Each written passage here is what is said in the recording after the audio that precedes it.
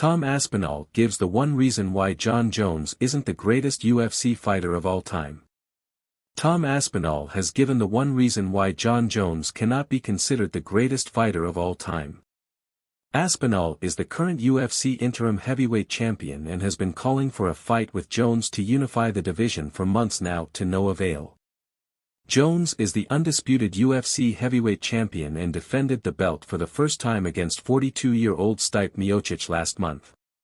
He blasted out Miocic with a sickening spinning back kick in the third round of their UFC 309 main event clash at Madison Square Garden, New York City.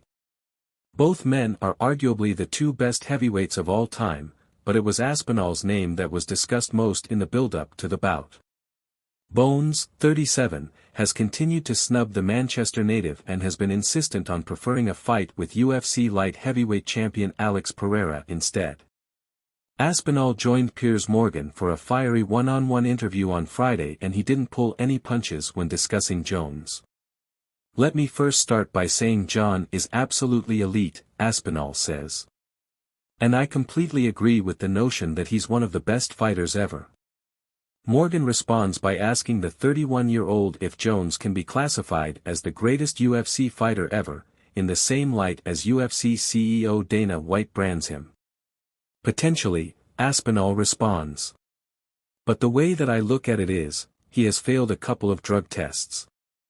To me, that rules you out of being the best of all time." "For me personally, yeah."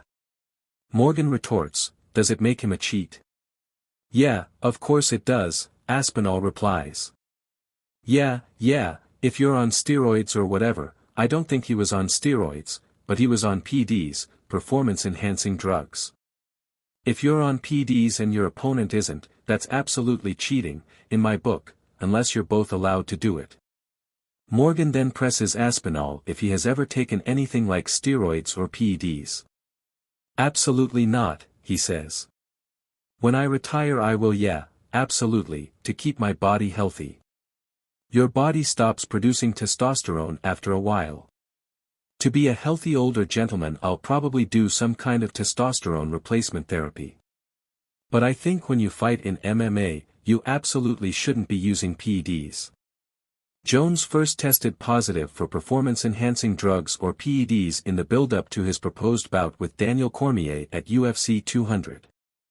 The two banned substances were hydroxychloroquine and letrozole metabolite, both known to be antiestrogens.